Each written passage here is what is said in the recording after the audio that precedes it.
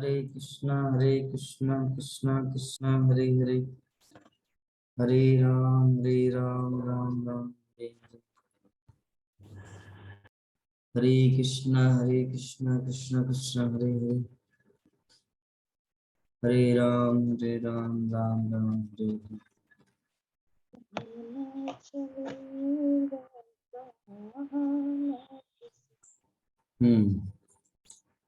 तो क्या बात कर रहे थे? जलवायु का, मौसम का।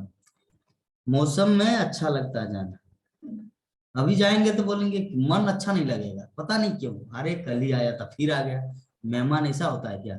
रोज रोज आएंगे ऐसा बोलना।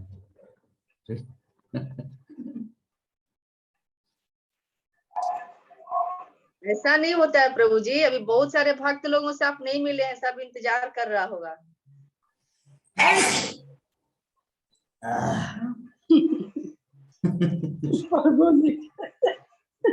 सर्दी परेशान कर दिया है। लेना गुड़ काढ़ा बना दूंगी। गुड़ प्रभु जी माता जी को बैठा दीजिए, आप आराम कीजिए। माता जी एक श्लोक हम लोग को बता देगी, आप थोड़ा रेस्ट कीजिए। वो तो हम बता देंगे, ये श्लोक तो पूरा हो जाएगा। हाँ तो थोड़ा शॉर्ट में कर दीजिए, अब आराम कीजिए जाकर के। एक्चुअली मैं ठंडा पानी पीता हूँ ना, गर्म पानी अच्छा नहीं लगता। नहीं तो ठंडा पानी नहीं पीना है, बस अब जरा संत का जन्म ठंडा करवा पानी के क्यों दे पीते हैं प्रभु जी? ठंडा पानी क्यों पीते हैं? तबीयत इतना खराब है। अच्छा लगता है मीठा मीठा। नहीं, मैं कभी ठंडा पानी नहीं पीता हूँ, मैं गर्म पानी पीता हूँ। मैं नॉर्मल पानी पीता हूँ, सुबह में गर्म पानी पीता हूँ। अभी गरम गरम प्रभु जी सरसों अभी गरम गरम सरसों के तेल, पकौड़ी खाने का मन। सरसों के तेल यूज कीजिए। सरसों के तेल प्रभु जी पकौड़ी खा यूज सकते कीजिए। हैं। माता जी को बोलिए पकौड़ी बना देगी। माथा वाथा में लगा लीजिए। क्या करना है? जो विवाह माता जी लिट्टी बनाए थे ना, तो वो मुझे बहुत याद आ रहा। कब खाएंगे लिट्टी? अरे बाप रे। यहाँ पे लिट्टी तो हाँ मिलती है, और बोकारो जाएंगे 1 साल बाद। ये है प्रॉब्लम। इस बार थोड़ा माता ज्यादा जी को बना के बोलिए। दीजिए। उमा शंकर को अगर, हाँ, ये मेरा हाथ अगर पैरालिसिस हो जाएगा ना, तो हम उमा शंकर प्रभु जी को कंट्रोल ही नहीं कर पाएंगे, बार बार म्यूट करना पड़ता है।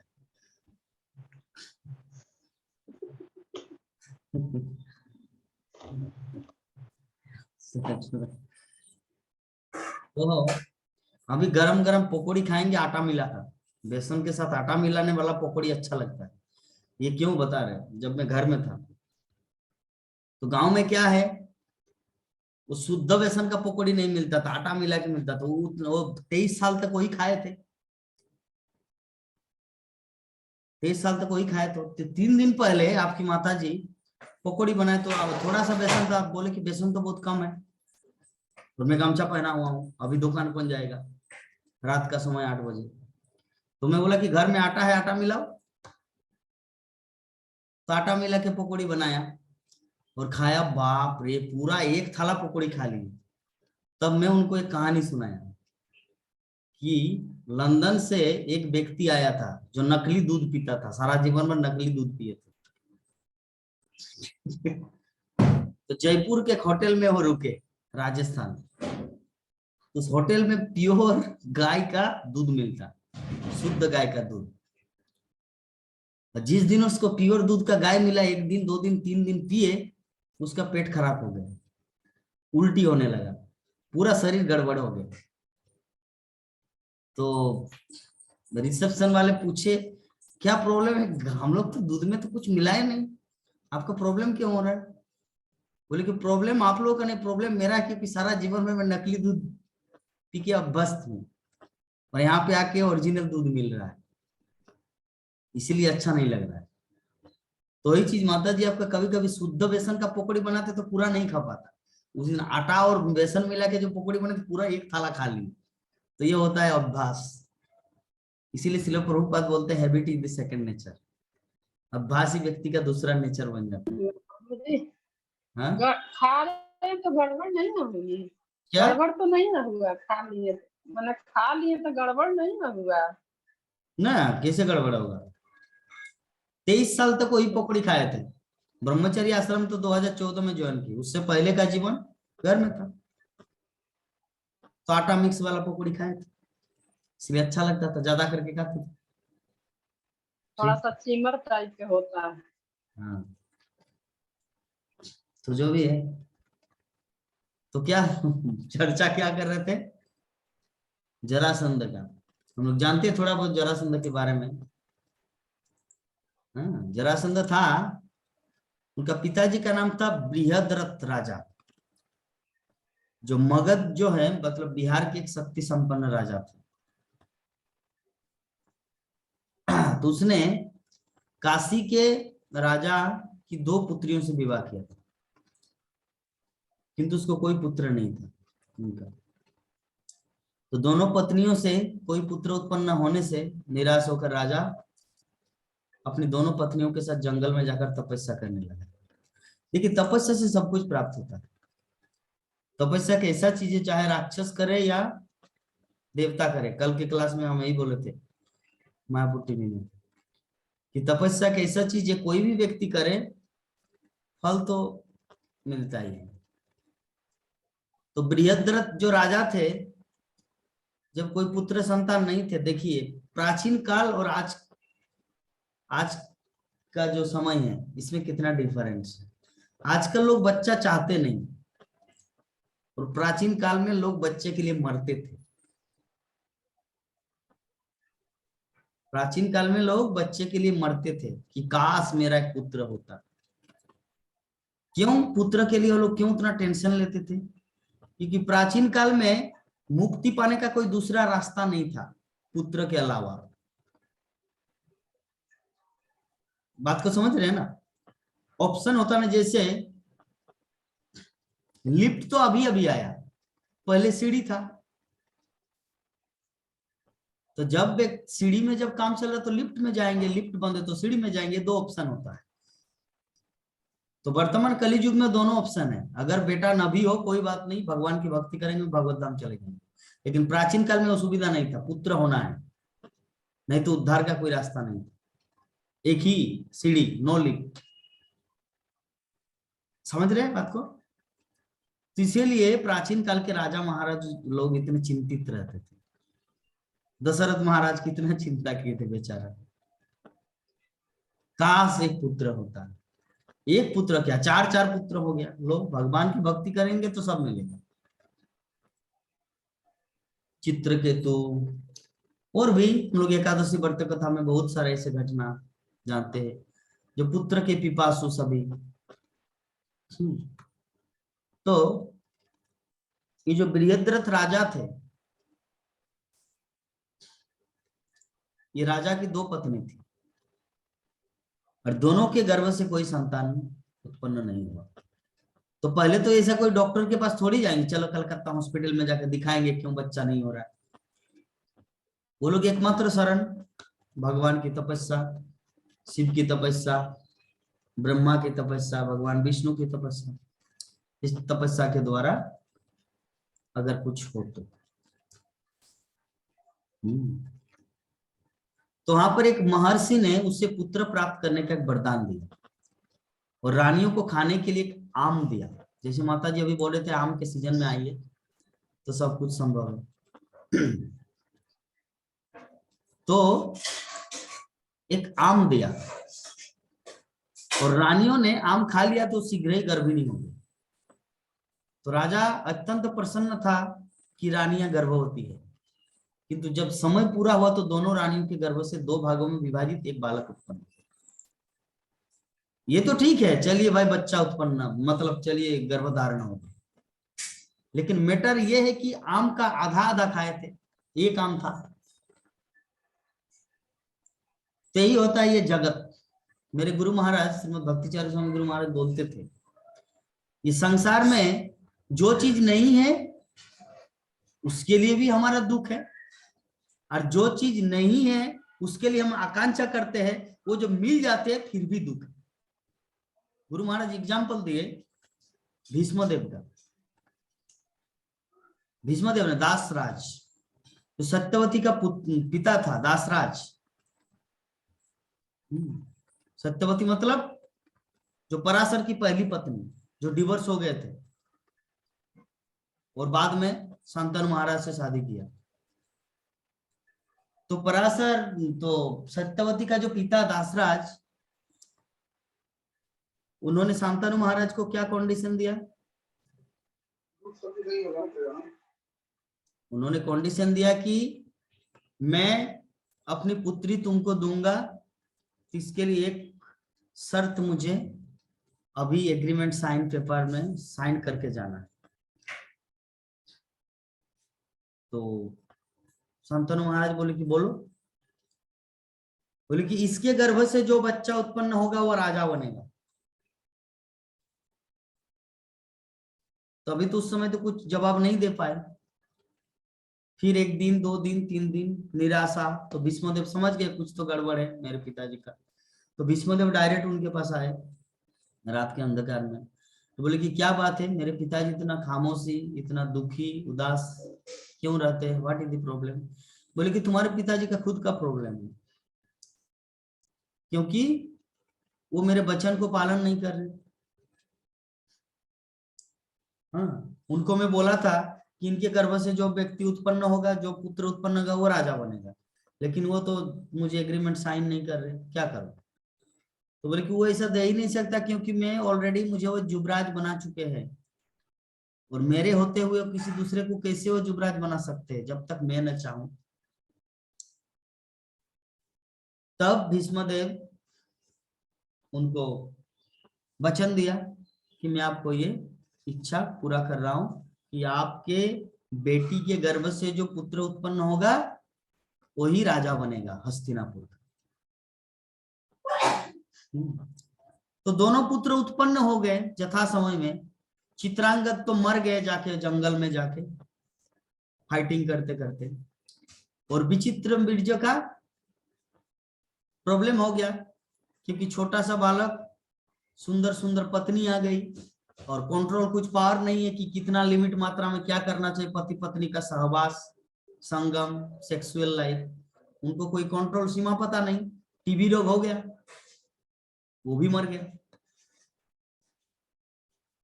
एक सीमा होता है ना, किसी चीज का लिमिट होता है। तो उनको कौन अभी जवाब देंगे, उनको कौन सिखाएगा? वो तो राजा है। जो राजा होता है, राजा को थोड़ी कोई ज्ञान दे सकता है, क्योंकि वो तो राजा है, और कोई उसको लिमिटेशन बताया नहीं कि ऐसे करना, ऐसा नहीं करना है। तो जिसके कारण उनका टीबी रोग हो गया और मर गया। पहले कौन मारा? चित्रांगद। बाद में कौन मारा? विचित्र बीर्ज। तो सत्यवती के गर्भ से 2 पुत्र उत्पन्न हुआ था, लेकिन मर गए। तो मेरे गुरु महाराज यही चीज बोलना चाह रहे थे कि दासराज का क्या ख्याल था कि मेरे नाती राजा बने, और राजा बना था, लेकिन नॉट लॉन्ग लाइफ, क्योंकि मेटेरियल वर्ल्ड है। हम लोग इच्छा करते हैं, वो पूरा भी होता है, लेकिन एक चीज, कोई एक त्रुटि हो जाता है। आप लोग की माता जी कभी कभी बोलते हैं, मुझे ऐसा माता पिता को दुख नहीं देना चाहिए था, लेकिन मैं बोलता हूँ माता पिता को दुख नहीं देना चाहिए, क्या मिला वो देखना चाहिए मायापुर धाम में। ठीक है, थोड़ा सा त्रुटि रहेगा ही लाइफ में, ठीक है। तो जय जो बृहद्रथ है, बृहद्रथ जो है वो खुशी, वो मतलब वो आनंदित हुए इस बात का कि मेरी दोनों पत्नी गर्भिणी हो गई, गर्भवती हो गई। लेकिन उनको ये नहीं पता कि जो समोसा का आधा आधा चीज निकलेगा। अभी दोनों का जन्म हुआ। हाँ, अत्यंत प्रसन्न था राजा। तो जैसे ही बालक उत्पन्न हुआ, ये दोनों भाग जंगल में फेंक दिए गए, जहां एक महान असुरिणी रहती थी। वो अत्यंत प्रसन्न हुई कि उसके खाने के लिए नवजात शिशु का रक्त तथा मांस मिला, किंतु उत्सुकतावश उसने उन दोनों हिस्सों को जोड़ दिया, एक पूर्ण शिशु बन गया, और उससे उसमें जान आ गई। जरा नामक एक राक्षसिनी रहती थी उस जंगल में। तो जिसे जंगल में फेंक के आया था कि क्या भूत बच्चा उत्पन्न हुआ, तो जरा ने क्या किया, जरा को बहुत प्रसन्नता, अरे मुझे तो मिल गया लंच, खा लेते, खून खून पीते हैं, मांस खा लेते हैं। तो उन्होंने बोला कि देखते हैं क्या है ये पुतुल, ये डोल पुतुल कैसे करते करते जुड़ गया और उसमें जीवन भी आ गया, समझ गए, उसमें जीवन भी आ गया। तो जिसका अर्थ है कि जरा नामक असुरिनी द्वारा जोड़ा हुआ। तो वास्तव में ये जरासंध विप्रचित्ति नामक असुर के अंश रूप में उत्पन्न हुआ था। जिस साधु ने रानियों को पुत्र का वरदान दिया वो चंद्रकोशिक कहलाता था, जिसने राजा के समक्ष उस पुत्र के बारे में भविष्य कथन किया था। तो राजा के सामने जब एक्चुअली 2 टुकड़े में जब पैदा हुआ तब राजा ने उनको जिज्ञासा किया कि महाराज ऐसा कैसे हुआ। तब उन्होंने पूरा वृत्तांत, घटना, ये सब बताया, विप्रचित्ति नामक असुर, उसके बारे में। तो चूंकि जन्म से ही जरासंध में आसुरी गुण थे, अतः स्वभावतः वो समस्त भूत प्रेतों के स्वामी शिव जी का महान भक्त बना। जो असुर गुण के होते हैं ना, वो भी भक्त होते हैं, लेकिन विष्णु का नहीं, शिव का। तो जिस प्रकार रावण शिव जी का महान भक्त था, उसी प्रकार जरासंध भी शिव जी का महान भक्त था। तो बंदी बनाए गए सारे राजाओं को महाभैरव शिव के समक्ष बलि चढ़ा देता था। आसुरी प्रवृत्ति क्या करते हैं, दूसरों को पीड़ा पहुंचाना।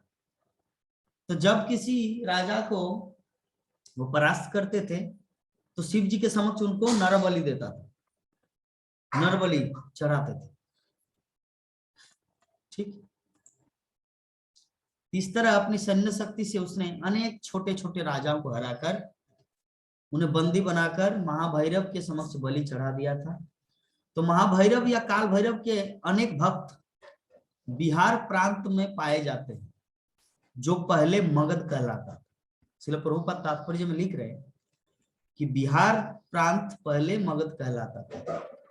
तो जरासंध कृष्ण के मामा कंस का संबंधी था, तो वे कंस की मृत्यु के बाद वो कृष्ण का महान शत्रु बन गया और जरासंध तथा कृष्ण के बीच कई बार युद्ध हुआ।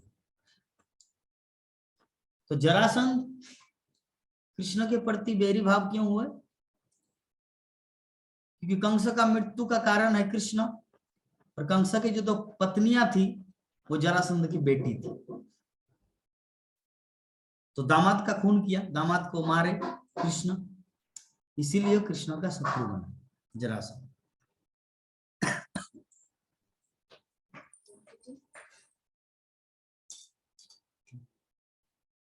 आपने खबर ना। तो भगवान श्री कृष्ण जरासंध का वध करना चाहते थे, किंतु वे ये भी चाहते थे कि जो लोग जरासंध के सैनिक रूप में कार्य कर रहे हैं वो न मारे जाए। अतः उसे मारने की योजना बनाई गई। कृष्ण, भीम तथा अर्जुन तीनों निर्धन ब्राह्मण वेश में जरासंध के पास गए और उससे भिक्षा मांगी। तो जरासंध ब्राह्मणों को भिक्षा देने से कभी इनकार नहीं करता था और उसने अनेक यज्ञ भी किए थे, तो भी वो भक्ति में सेवा के स्तर पर नहीं था। तो भगवान कृष्ण, भीम तथा अर्जुन ने उससे मल्ल युद्ध करने की भिक्षा मांगी और यह तय हुआ कि जरासंध केवल भीम से मल्ल युद्ध करे। इस तरह वे सब जरासंध के अतिथि तथा प्रतिद्वंदी भी थे। तो भीम तथा जरासंध कई दिनों तक मल्ल युद्ध करते रहे। जब भीम हताश हो गया तो कृष्ण ने उसे संकेत किया कि बचपन में जरासंध को जोड़ा गया था। तो भीम ने पुनः उसे 2 भागों में चीर करके मार डाला और जितने राजा महाभैरव के समक्ष बलि किए जाने के लिए बंदी गृह में रोके गए थे उन सबों को भीम ने छुड़ाया। और इस तरह पांडवों के प्रति कृतज्ञ होने के कारण उन्होंने राजा युधिष्ठिर का आधिपत्य स्वीकार किया। तो हम लोग समझ गए कि जरासंध मर नहीं रहा था, क्यों, उसके पीछे कारण क्या था। भगवान श्री कृष्ण घास का उदाहरण दे, जैसे घास है, ये घास को बीच में चीर दिया गया। तो अगर घास को, ये जो देखिए ये है घास, मेरे पीछे जो घास है घास को अगर चीर के ऐसे दूर फेंकेंगे तो दोनों ऐसे पुनः ऐसे जुड़ जाएंगे, ऐसे फेंकेंगे तो पुनः ऐसे जुड़ जाएंगे। एग्जाम्पल देखा देता है।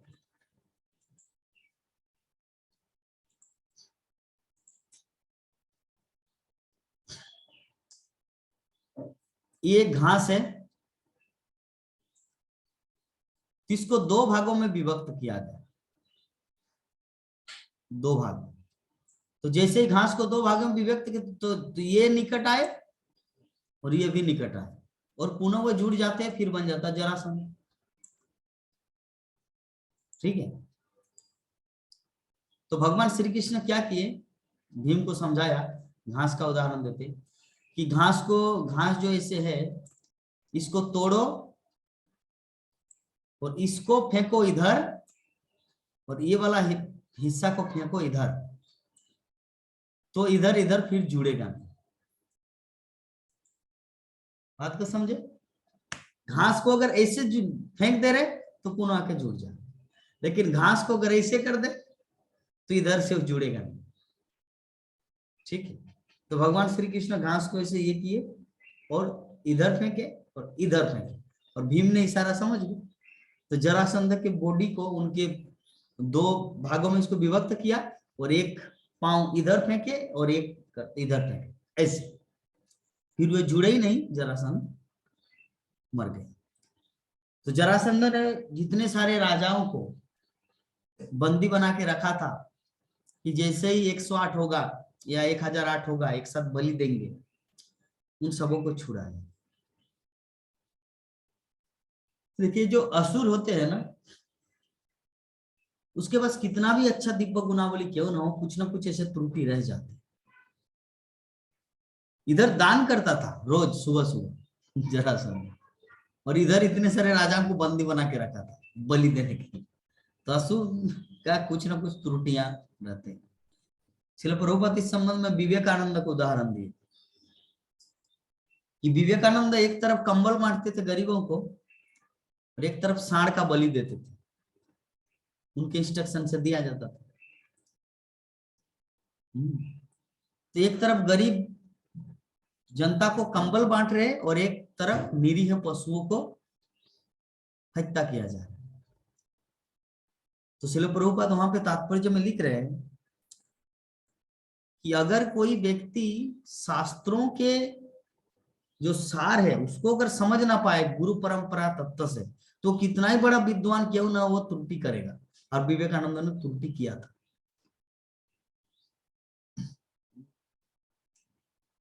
इसीलिए व्यक्ति को गुरु परंपरा से श्रवण करना चाहिए, तभी वो वास्तविक ज्ञान को समझ सकते। तो इस संबंध में अगर किसी भक्त के मन में कुछ प्रश्न हो, कुछ जिज्ञासा हो, तो आप लोग पूछ सकते हैं। हरे कृष्ण।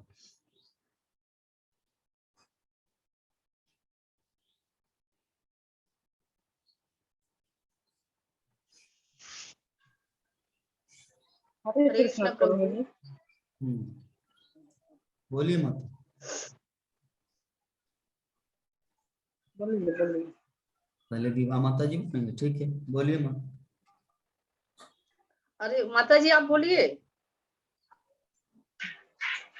अच्छा बोल रहे हैं। प्रभु जी कह रहे हैं विवेकानंद, स्वामी विवेकानंद बोलते हैं, तो वे एक तरफ दान करते थे, एक तरफ सांड को क्या चीज को हत्या करते थे। तो फिर स्वामी विवेकानंद का भी तो इतना नाम ऊंचा पद है, फिर ये कैसे हुआ? जब हिरण्यकशिपु था ना, तो सारा जगत उनको भगवान मानते थे, सारा जगत, एकमात्र प्रहलाद महाराज को छोड़कर। एक बालक था पूरे पृथ्वी में जो भगवान हिरण्यकशिपु को भगवान नहीं मानते थे। यद्यपि हिरण्यकशिपु भगवान थे ही नहीं, लेकिन जनता अंधे है तो सभी उनको भगवान मानने लगा, लेकिन प्रहलाद महाराज नहीं मानते। उसी प्रकार जो भक्त होगा, जिसको उनके डिवोटी है, कृष्ण भक्त है, जो वेदों के ज्ञाता है, वो उनको महान नहीं मानते। जो आउटसाइड ऑफ पीपल है, जिनके पास कुछ ज्ञान नहीं है, वही उनको महान मानते हैं। ये है। नाम है क्योंकि तपस्या किया था। मैंने कल क्लास में बोला था ना, तपस्या करने से हर कोई व्यक्ति प्रसिद्ध, सेक्रीफाइस किया था ना लाइफ में, शादी नहीं किया था सारा जीवन भर। स्वामी विवेकानंद। स्वामी नहीं बोलते, मेरे गुरु महाराज उसको स्वामी नहीं बोलते, डायरेक्ट विवेकानंद बोलते। जब किसी ने प्रश्न किया था कुछ विवेकानंद को लेकर, तो गुरु महाराज ये संबोधन नहीं किया स्वामी विवेकानंद बोल के, ओ विवेकानंद।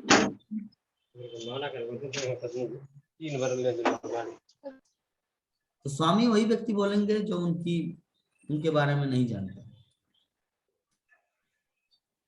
यह मैटर। नाम है, हिरण्यकशिपु का भी तो नाम था, रावण का भी नाम था, अमिताभ बच्चन का भी नाम है। पॉपुलैरिटी अलग होता है, महान अलग होता है। पॉपुलैरिटी लोकप्रिय अलग होता है। अमिताभ बच्चन को सभी जानते हैं, मुझे कोई नहीं जानता। शत्रुघ्न सिन्हा को सभी जानते हैं, मेरे गुरु महाराज को कोई नहीं जानता। लता मंगेशकर को हर कोई जानता है, प्रभुपाद को हर कोई नहीं जानता। तो महानता और लोकप्रियता में अंतर है। लोकप्रिय से कुछ होने वाला नहीं है। लोकप्रियता तो मच्छर, जैसे हमारे प्रभु जी का एग्जाम्पल देते हैं, जैसे वर्षा ऋतु में बहुत सारे ऐसे चिंटी घर बनाए रहते हैं, जब बरसात है तो सब धूल मिल जाते हैं, सब मर जाते हैं, एक साथ में सब करोड़ों करोड़ों अरबों चिंटियां ध्वस्त हो जाती है, तो उनका क्या वैल्यू है? तो ऐसे ही चिंटियों का, मच्छरों का वोट है। कहीं पर कोई अगर मनुष्य एक्सीडेंट होता है तो सारा दुनिया थोड़ा विचलित हो जाता है। या उदयपुर में जो घटना हुआ, उसमें हर कोई थरथरा गया, कैसे किया गया। लेकिन चिंटियां, वर्षा ऋतु के समय चिंटियां, मच्छर सब कितने कितने मर जाते हैं, उनका कोई वैल्यू है? तो ऐसा ही है। और कुछ संशय है? माता जी कुछ बोल रहे। ठीक है, बोलिए विभा माता जी।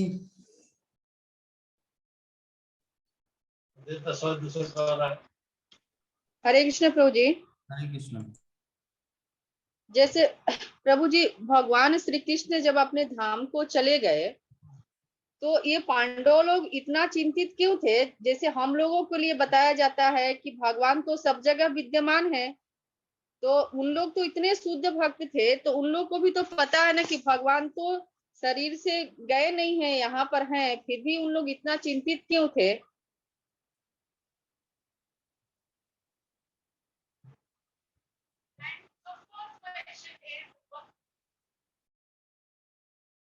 फिर से एक बार बोलिए माता जी। जैसे प्रभु जी, भगवान श्री कृष्ण जब अपने धाम को चले गए तो पांडव लोग बहुत चिंतित है, भगवान चले गए तो मेरे को नहीं रहना है, जैसा भी जो भी अभी हम लोग पढ़ रहे हैं। तो उन लोग तो इतने शुद्ध भक्त थे, हम लोगों को जैसे बताया जाता है, हम लोग तो उतने अच्छे भक्त नहीं है कि भगवान हर कण में विद्यमान है। तो उन लोगों को भी तो ये ज्ञात था ना कि भगवान गए हैं, लेकिन फिर भी इस धराधाम पर उपस्थित हैं, फिर भी उन लोग चिंतित थे। तो इसका मतलब क्या है? इससे हम लोग कैसे क्या समझेंगे? इसका उत्तर तो हम परसों ही दिए हैं। विवाह में क्या बोलते हैं, नंद किशोरी माता जी क्वेश्चन किए थे, आप भी तो सुने थे कि मैं बोकारो गया था, 4-5 दिन एक साथ थे, और उसके बाद जब चले गए तो आप लोग का मन खराब हो गया। तो आप लोगों को पता है कि हम लोग मरे नहीं, जिंदा ही है, ट्रेन में ही है। हाँ, लेकिन आप लोगों के सामने से ओझल हो गए, तो आसक्ति बन गया था, 4-5 दिन थे, वैसा ही है। उनको पता अच्छा है कि अच्छा भगवान है। आप लोग, आपको भी पता है कि अच्छा हम भी है, माता जी भी है, लेकिन आपके सामने नहीं है। तो भगवान श्री कृष्ण उन लोगों के सामने नहीं है, ये है मैटर। तो उन लोगों के सामने अच्छा है भगवान, क्योंकि भगवान सर्वव्यापी है। उसी प्रकार मोबाइल या वीडियो कॉल के माध्यम से हम भी आपके सामने हैं, मोबाइल कनेक्ट के माध्यम आपके सामने है। ठीक है, तो ऐसा ही भगवान भी दूर होते हुए भी सामने है, हमारे बोकारो से दूर अच्छा। होते हुए भी सामने है, यही चीज है। ठीक ठीक है प्रभु, हरे कृष्ण। और कुछ?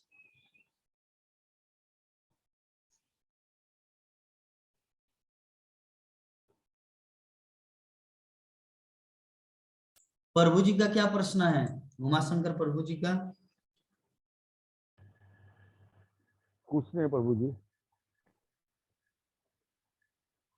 क्यों क्वेश्चन नहीं है? कुछ क्वेश्चन नहीं है।